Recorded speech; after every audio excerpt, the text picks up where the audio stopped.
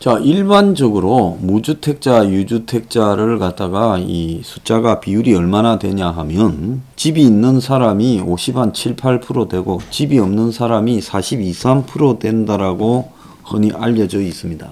그런데 실제 조사에서 보면 그러지 못한 일이 많이 나오고 있습니다. 지난번에 보면 상위 1%가 4.57채의 집을 가지고 있다라는 내용을 제가 공개를 했죠. 그래서 흔히 종부세 대상인 상위 2%가 집을 여러 개 가진 게 아니라 한 채, 두 채 혹시 집을 가지고 있는데 비싸다고 세금 폭탄을 맞았다라고 하는데 그게 아니라 실제 상층이 집을 많이 가지고 있다라는 것이 확인도 됐죠. 여러 채 가지고 있다. 자, 그런데 우리나라의 실제 유주택자, 무주택자 비율이 저는 조사가 잘못된 거다.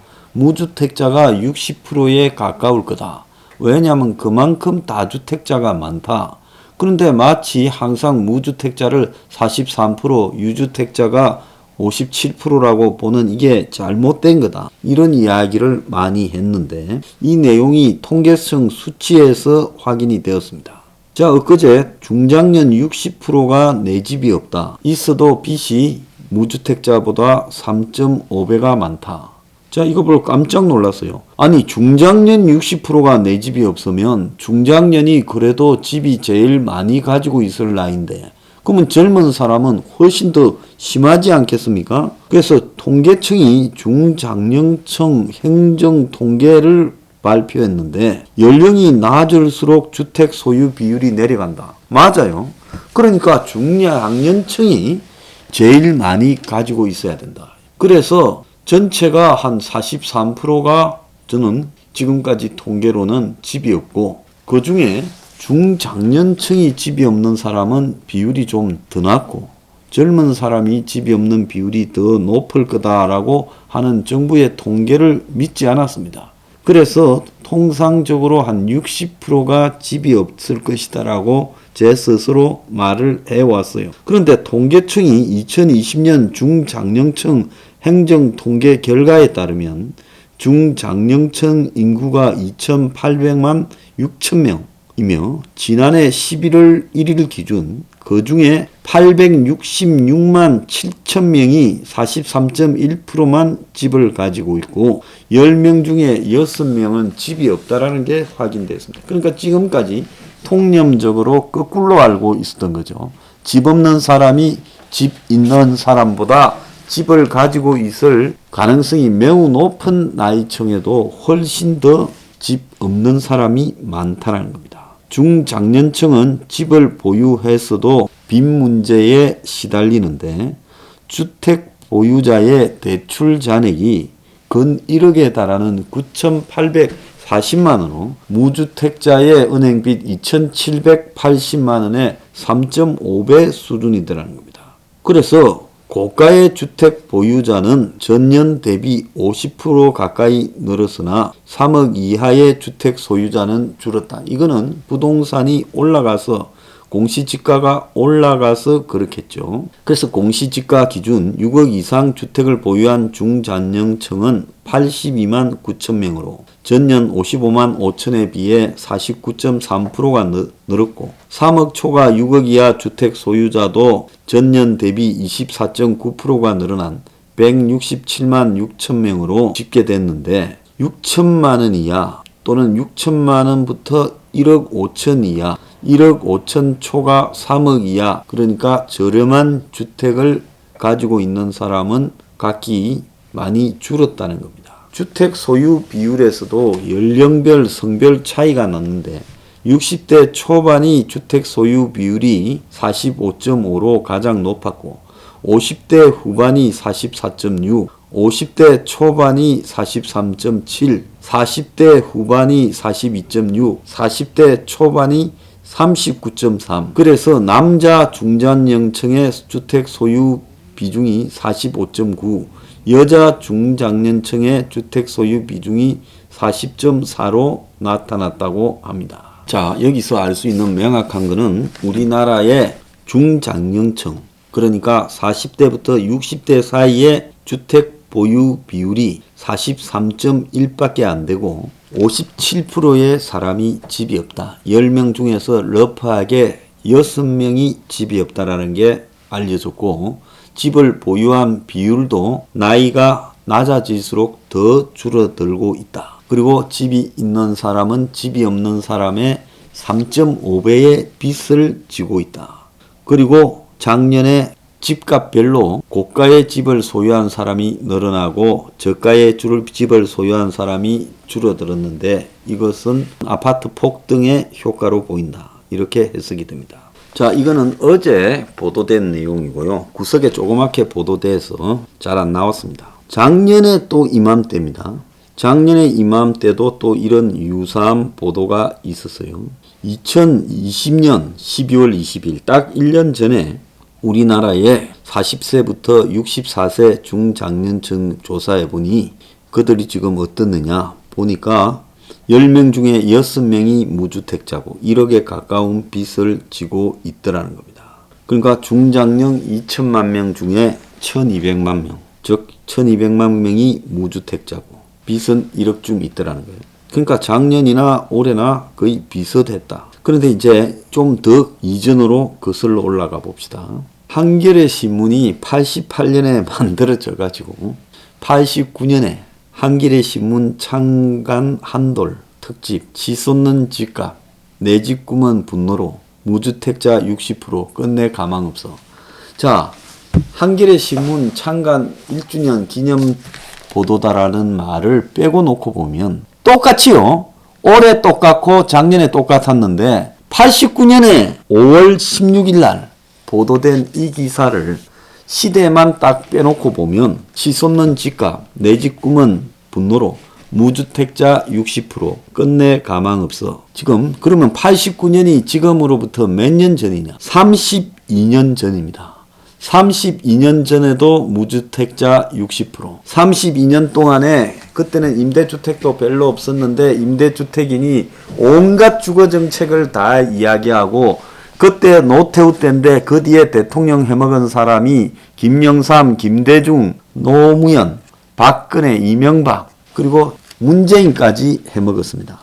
그런데 집이 없는 비율은 32년 동안 똑같아요.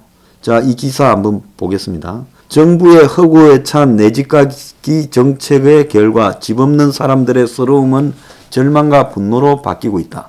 이때가 뭔가 하면 이 분당하고 일산 신도시를 조성해가 200만 가구 보급인이 했습니다.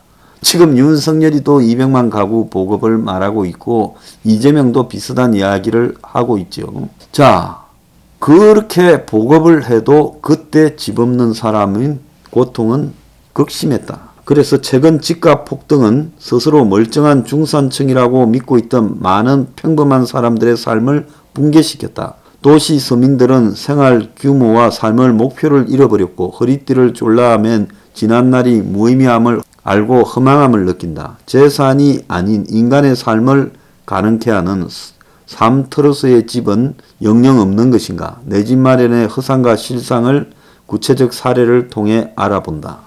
하면서 이제 소개가 돼요. 이거 89년 자료 참 귀한 건데요. 그때 신도시 조성하고 또 집값 폭등하고 처음으로 한국의 부동산 폭등이 이 제도적으로 시작되는 그 시기입니다. 31살 박인석 씨.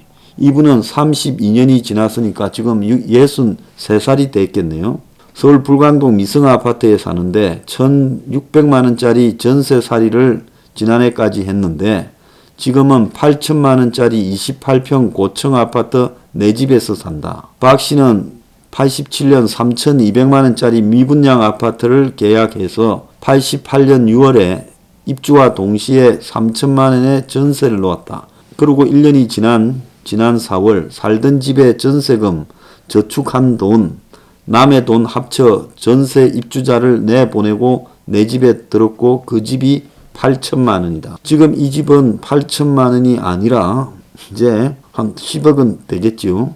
그때 집을 마련하지 않았으면 어떻게 되었을까 아찔하다. 반면 36살 김인규 씨는 면목동 몇 날 콩나물시루 전철을 타고 서울로 출근하기가 지겨워 87년 9월 인천 아파트를 1,300만 원에 팔았다.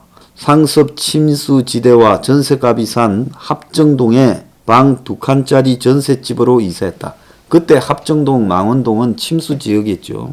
요즘에야 뭐 좋은 동네지만 그 직후 집값과 전셋값이 폭등하여 밀려 지금 살고 있는 단칸 전셋방으로 부득이 살림 규모를 줄여야 했다. 평소 쾌활한 성격이던 부인도 인천 아파트가 올라 3천만 원 한다는 말을 듣고 절망에 빠졌다. 87년 가을부터 불붙기 시작한 부동산 투기 바람에 같은 1,000만 원짜리 남짓한 재산을 갖고 있던 사람 중 한 사람은 8천만 원짜리 내 집을 가지고 있고 다른 한 사람은 내 집 마련이 꿈이 되어버렸다. 87년 겨울부터 시작된 부동산 이상 폭등은 그 진폭이 가장 커 전국 집값을 1년 반 만에 2배나 뛰어오르게 했고 강남 지역 아파트는 무려 3배가 뛰는 기현상을 보였다. 그 결과 내 집 마련을 위해 생활의 즐거움을 포기하고 허리띠를 졸라매온 집 없는 사람들은 자포자기에 빠지고 내 집 마련을 위해 마차라도 타야 한다는